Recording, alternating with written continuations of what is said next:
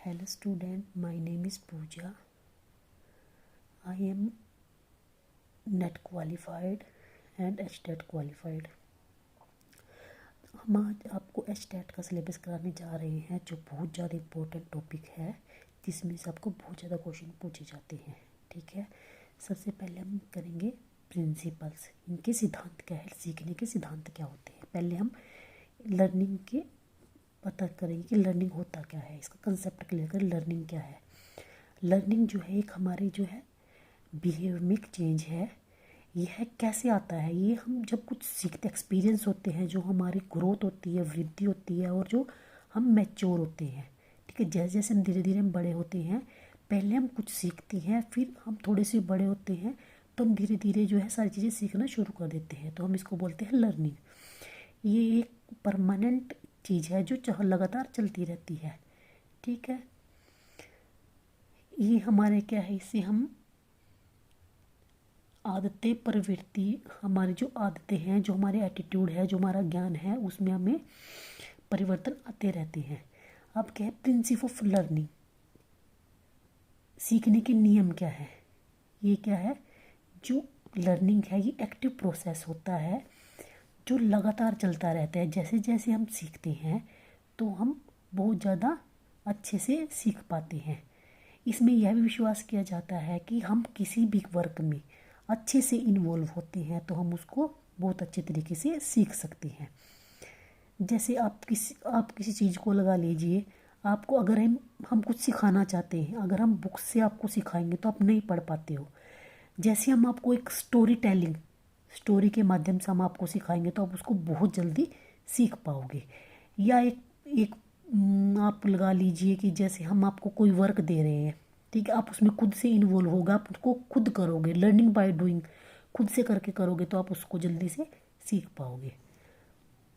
और इसमें क्या होता है, जो लर्नर्स होते हैं, जो सीखने वाले होते हैं, वो करते हैं उनकी जो प्रीवियस नॉलेज होती है और जो उनके न्यू एक्सपीरियंस होते हैं और उसकी वो जो नई जानकारी उनके पास होती है, दोनों को, इनको तीनों को लिंक करके वो कुछ नई ही जानकारी ले सकते हैं और इससे क्या है बहुत अच्छे से सीख पाते हैं।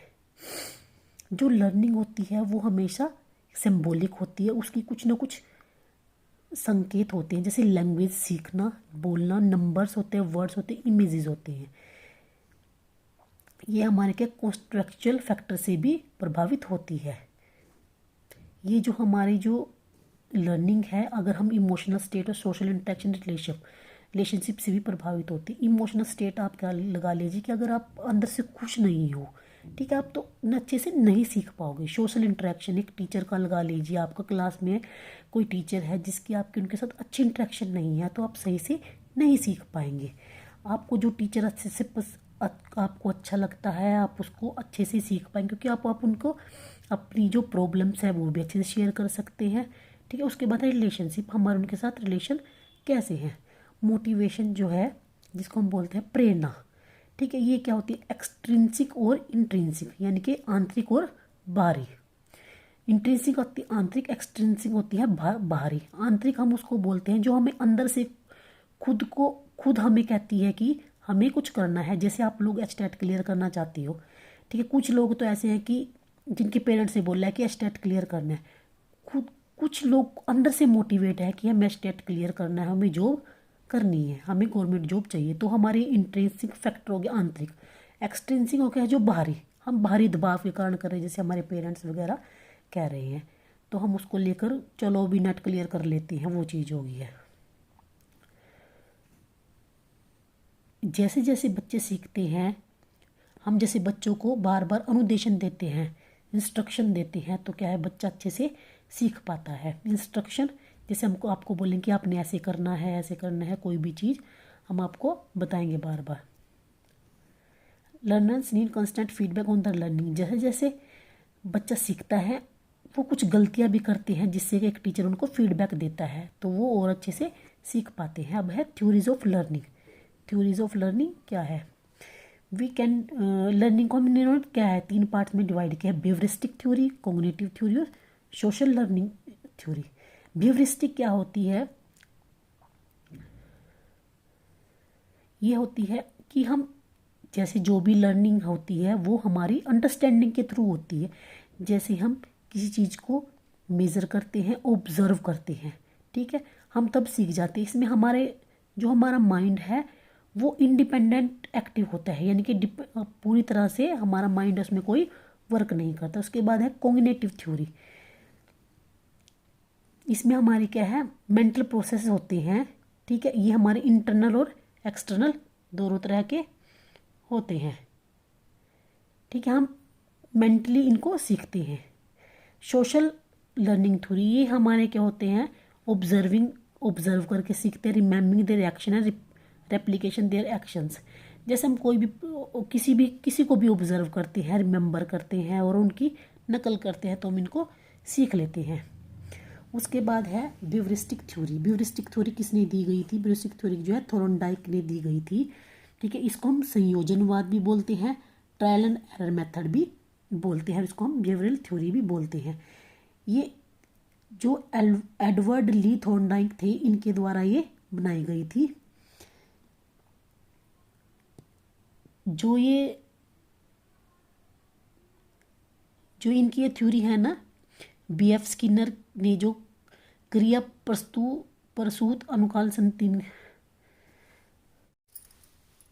बिहेवियरिस्टिक थ्योरी जो थॉर्नडाइक की है, इसको कनेक्शनिज्म में बोला जाता है, ट्रायल एंड एरर थ्योरी बोलते हैं और बिहेवियर थ्योरी भी बोला जाता है।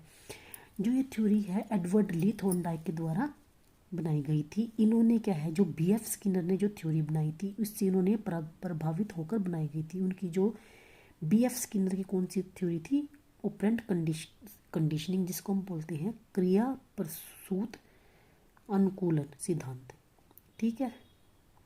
इन्होंने क्या किया था, इन्होंने जो प्रयोग किए गए थे ये एनिमल्स पे किए गए थे, उन्होंने टेस्ट किए थे, ठीक है, और जिसके आधार पर उन्हें एक बिहेवियरिज्म की थ्योरी दी गई थी, ठीक है। थॉर्नडाइक पजल बॉक्स, इसमें थॉर्नडाइक ने क्या किया था, उन्होंने एक कैट को लिया था और उन्होंने उसको एक इस प्रकार से एक बॉक्स बनाया था जिसमें कि वो बिल्ली पजल हो जाए। तो उन्होंने क्या किया था, उन्होंने इसमें ये दिखाया था कि कैसे हम भूल और त्रुटि के द्वारा सीखते हैं। ट्रायल एंड एरर का मतलब ये होता है भूल और त्रुटि। उन्होंने एक पजल बॉक्स बनाया था कि वो एक लॉज ऑफ लर्निंग की सीखने के नियम क्या होते हैं।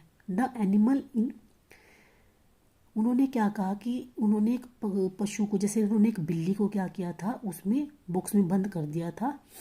तो उसने क्या किया, उन्होंने बहुत ज़्यादा रॉन्ग चांसेस, यानी कि उन्होंने बहुत ज़्यादा प्रक्रियाएं की, कभी गलत कभी उल्टी कभी सीधी। तो लास्ट में क्या हुआ कि वो एक उनको डिज़ायरेबल रिजल्ट मिल गया। जैसे हम भी कुछ चीज़ करते हैं, शुरू में हमें कुछ काम नहीं आता है तो हम क्या करते हैं, कभी कुछ करेंगे कभी कुछ करेंगे, ठीक है। तो ऐसे क्या है, बंदा सीख जाता है। Task in the puzzle box, उसमें क्या हुआ, उन्होंने एक भूखी बिल्ली को जो है एक पिंजरा बनाया हुआ था उन्होंने बॉक्स जैसा, तो उसमें बंद कर दिया था। तो उन्होंने क्या किया, उसको कोई खाना नहीं दिया गया और उन्होंने एक रास्ता बना दिया था वहाँ पे ऐसा कि जैसे बॉक्स, इन्होंने क्या है, इन्होंने एक बॉक्स बनाया हुआ है यहाँ पे, ठीक है। इसके अंदर यहाँ पे कैट है, तो यहाँ पे एक इन्होंने यहाँ इस जगह एक लीवर बनाया हुआ था। जैसे ही वो लीवर पैर दबाएगी तो जो है यहाँ का जो दरवाज़ा है वो खुल जाएगा और बिल्ली बाहर आके यहाँ से खाना खा लेगी, ठीक है। जैसे ये बिल्ली थी यहाँ पे, तो ये क्या करती, उछल कूद करती, कभी कहीं कभी, तो क्या हुआ, अचानक इसका पैर यहाँ पर पड़ गया और ये बाहर निकली और इसने खाना खा लिया। तो ये लगातार ये कई दिनों तक प्रोसेस चला, तो रोज़ उसको ऐसे ही किया जाता था, ठीक है। वो थोड़ी उल्ट पुल्ट हरकतें करती और उसका पैर अचानक से लीवर पड़ जाता तो वो खाना खा लेती, ठीक है। ऐसे ही लगातार कई दिन तक जब ये प्रक्रिया की गई तो क्या हुआ, धीरे धीरे जो है बिल्ली जो है, जो कैट ने क्या किया, उसको पता चल गया था कि अब उसको क्या करना है। जैसे ही खाना उसके सामने आते वो लीवर पैर लगाती और वो खाना खा लेती, ठीक है। अब क्या है, stages in the experiment. Drive, the cat was hungry, क्या है इसमें, पहले क्या है, ड्राइव होता है, एक गोल होता है, ठीक है। The cat was hungry and has he tried harder to reach the food, इसमें क्या करते हैं, उसको ड्राइव मिला है एक, ठीक है, कि वो उसको खाना कैसे मिले, प्रेरणा, ड्राइव को हम बोलेंगे प्रेरणा, उसकी प्रेरणा थी ना, उसको खाना लेना था, वो कैसे खाने तक पहुंचे। फिर उसका गोल क्या था, टू फाइंड द फूड, खाना वो कैसे खाए। फिर उसके क्या बाद क्या हुआ, रैंडम मूवमेंट्स क्या हुई, लगातार कुछ ना कुछ उल्ट पुलट, जैसे ही वो उल्ट पुलट हरकतें करते रही उसके बाद क्या लास्ट में क्या हुआ, लगातार उसको क्या हुआ, उल्ट पुलट हरकतें करने के बाद उसको एक मिल गया, एक मूवमेंट मिल गई कि उसने क्या करना है, उसको करेक्ट मूवमेंट मिल गई और वो करने लगी। अब क्या थॉर्नडाइक के लॉज, इसके नियम क्या है। अब हम क्या कर रहे थे, थॉर्नडाइक के लॉज, इन्होंने 3 लॉज दिए हैं, इसके क्या है, ठीक है, laws of exercise, laws of readiness, laws of effect. Law of readiness का मीनिंग है,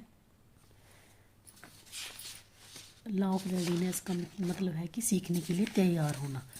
जब कोई व्यक्ति सीखने के लिए तैयार ही नहीं है तो हम उसको कैसे सिखा सकते हैं। ज़बरदस्ती हम बच्चे को स्कूल तो भेज देंगे, लेकिन जब वो सीखेगा ही नहीं, ना कोई पार्टिसिपेशन करेगा, तो वो कैसे सीख सकता है। ठीक है, इसमें क्या रेडीनेस इंक्लूड्स, जब तक वो किसी भी चीज़ को सीखने के लिए तत्पर नहीं है, तैयार नहीं, रेडीनेस का मतलब है सीखने को तैयार रहना, तब तक वो कुछ सीख नहीं सकता। Law of exercise, law of exercise का मीनिंग है अभ्यास का नियम। इसके ना टू पहलू बताए हैं, ठीक है, यूज़ और disuse. The law of use state कि जब वो कोई काम कर रहा है, ठीक है, तो क्या होगा, स्ट्रेंथ जो है इंक्रीज्ड होगी। ठीक है, जैसे बिल्ली ने उस पे जो बॉक्स बनाया हुआ था, पजल बॉक्स था, उसके जो लीवर पे पैर लगाया तो वो खुल गया। ठीक है, उससे क्या हुआ, स्ट्रेंथ उसकी बन गई है कि ऐसे करने से ये काम हो रहा है, तो उसकी स्ट्रेंथ इंक्रीज हो रही है। ठीक है, प्रयास कर रहा था लगातार। अब है the law of disuse state. ठीक है, जैसे ही उसने ये किया, ठीक है, लीवर पैर लेकिन नहीं वो खुला, तो क्या है, डिसयूज स्टेट है और जो उसकी स्ट्रेंथ है वो डिक्रीज हो रही है। ठीक है, trial and increasing S R theory. S का होता है स्टिमुलस, आर का मतलब है रिस्पॉन्स। ठीक है, यहाँ पे स्टिमुलस क्या था, जो खाना दिया जा रहा था बिल्ली को वो स्टिमुलेशन था, और जो आर है वो क्या है, रिस्पॉन्स। ठीक है, जैसे बिल्ली वो लीवर पे पैर लगाती और खाना वो खा लेती, वो है रिस्पॉन्स बोन। ठीक है, लॉ ऑफ इफेक्ट, प्रभाव का नियम इसको बोलते हैं। इसमें क्या होता है, भूल और त्रुटि, ट्रायल एंड एरर के द्वारा क्या होता है, सेटिस्फेक्शन भी होती है और डिससेटिस्फेक्शन क्या है, जैसे वो सेटिस्फाइड हो जाएगा तो क्या है, उसकी जो है बॉन्ड बन जाएगा, स्ट्रेंथ बॉन्ड बन जाएगा। ठीक है, उसके बाद है डिससेटिस्फेक्शन, जैसे बिल्ली को हमने पिंजरे में बंद किया, ठीक है, वो उसने उल्ट पुल्ट हरकतें की और अचानक उसका बिल्ली का पैर लीवर पे लग गया, तो क्या हुआ, बोन स्ट्रेंथ हुआ। अगर ऐसे ही हम क्या करते, बाहर से जो है दरवाजे को लॉक कर देते, ठीक है, बिल्ली को पता था कि वो लीवर पे हाथ लगाएगी, पैर लगाएगी और क्या दरवाज़ा खुल जाएगा, लेकिन वो वही हरकत करती है लेकिन दरवाज़ा नहीं खुलता है, तो कैसे है, डिससेटिस्फेक्शन होगी है। तो इससे क्या होगा, जब उसको सक्सेस नहीं मिलेगी तो क्या है, वो फेलियर हो जाएगा। ठीक है, ये हमारा टॉपिक कंप्लीट हो चुका है बिल्कुल।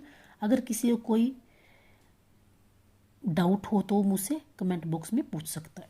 Thank you.